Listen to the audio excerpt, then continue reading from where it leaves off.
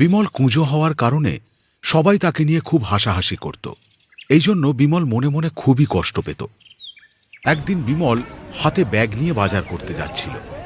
সেই সময় গ্রামের কিছু লোক তাকে দেখে বলে ওঠে, এই দেখ দেখ, কুজোটা আবার বাজারের ব্যাগ নিয়ে বাজার করতে যাচ্ছে। আরে ও আর কি বাজার করবে, ওর থেকে তো বাজারের ব্যাগটারই ওজন বেশি। যা বলেছি।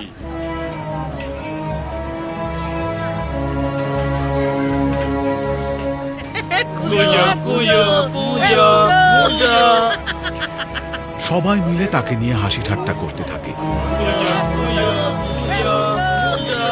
বিমল কুঁজো কাঁদতে কাঁদতে নদীর ধারে চলে যায়। ঈশ্বর, তুমি আমায় কেন কুঁজো বানালে, কেন বানালে? এই কুঁজোর কারণে আমি সবার কাছে হাসির পাত্র হয়ে গেছি। সবাই আমার এই চেহারা নিয়ে হাসাহাসি করে, মজা করে। আমার খুব কষ্ট হয়, খুব কষ্ট হয়। আমি আমি আর এমন জীবন চাই না যেখানে পদে পদে আমাকে নিয়ে ঠাট্টা করা হয়। আমি আমি এই নদীতে ডুবে নিজের প্রাণ দিয়ে দেব। হ্যাঁ, নিজের প্রাণ দিয়ে দেব। মনের দুঃখে যখন বিমল নদীতে ডুব দেবার জন্য পা সামনে করে, ঠিক তখনই এক তীব্র আলোর জ্যোতিতে চারিদিক আলোকিত হয়ে যায়। এ কি, এ কি, এত আলো, এত আলো কোথা থেকে আসছে?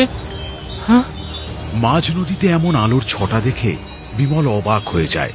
বিমল কিছু বুঝে ওঠার পূর্বেই মাঝ নদী থেকে জলদেবী আবির্ভূত হন।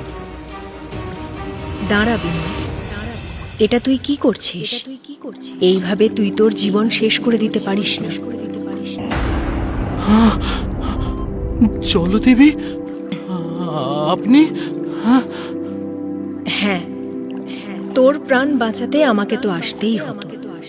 সবাই আমার এই চেহারা নিয়ে হাসি ঠাট্টা করে। আমি কি করব বলুন? সবার কথা শুনতে শুনতে আমি হাঁপিয়ে গিয়েছি। এই জন্য আর বাঁচতে চাই না আমি। না বিমল, না, এমনটা কখনো ভাবিস না। সব সময় মনে রাখবি, আত্মহত্যা মহাপাপ।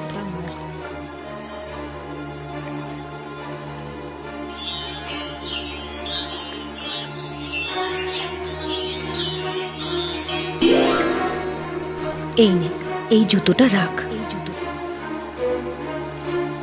জুতো? এই জুতো দিয়ে কি হবে দেবী? এই জুতো কোনো সাধারণ জুতো নয় বিমল, এটা জাদুই জুতো। তুই যখনই এই জুতো পরবি, তখন তুই গ্রামের সবার থেকে লম্বা হয়ে যাবি। আর তারপর গ্রামের কোনো মানুষ তোকে নিয়ে আর কোনো হাসি ঠাট্টা করবে না। কি জাদুই জুতো? আমার তো বিশ্বাসই হচ্ছে না। এই বলে বিমল সেই জাদুই জুতো পরে নেয়। আর জুতোটা পরার সাথে সাথেই বিমল অনেক লম্বা হয়ে যায়। আরে হ্যাঁ, আমি তো সত্যি সত্যি অনেক লম্বা হয়ে গেছি। তাল গাছের থেকেও লম্বা হয়ে গেছি। কিন্তু কিন্তু আমি আমার আগের রূপ কিভাবে ফিরে পাবো? হ্যাঁ, ঘাবড়ে যাস না বিমল, জুতোটা পা থেকে খুলে দিলেই তুই আবার আগের মতো হয়ে যাবি। জলদেবীর কথা মতো বিমল সেই জুতোটা পা থেকে খুলে ফেলে, আর সঙ্গে সঙ্গেই বিমল আবার আগের চেহারায় ফিরে আসে। ধন্যবাদ জলদেবী, আমাকে এই জাদুই জুতো দেওয়ার জন্য। যা, এইবার খুশির সাথে বাঁচ। বিমল জলদেবীকে প্রণাম জানিয়ে জাদুই জুতো নিয়ে নিজের বাড়িতে ফিরে আসে।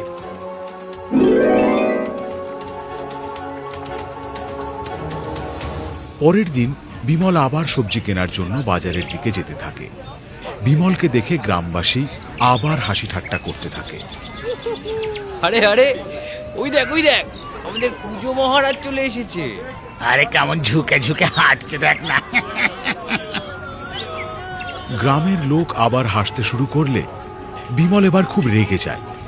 সে মনে মনে বলে, আমাকে নিয়ে আবার সবাই হাসাহাসি করছে। এইবার আমি ওই জুতো পরে এমন লম্বা হয়ে যাব যে সবাই অবাক হয়ে যাবে। হ্যাঁ,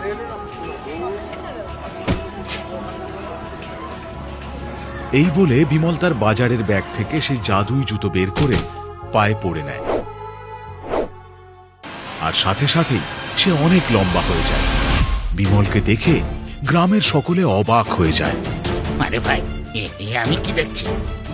হঠাৎ করে বিমল এত লম্বা কি করে হয়ে গেল? আরে আরে এইসব কি হচ্ছে? আমি কোনো স্বপ্ন দেখছি না তো?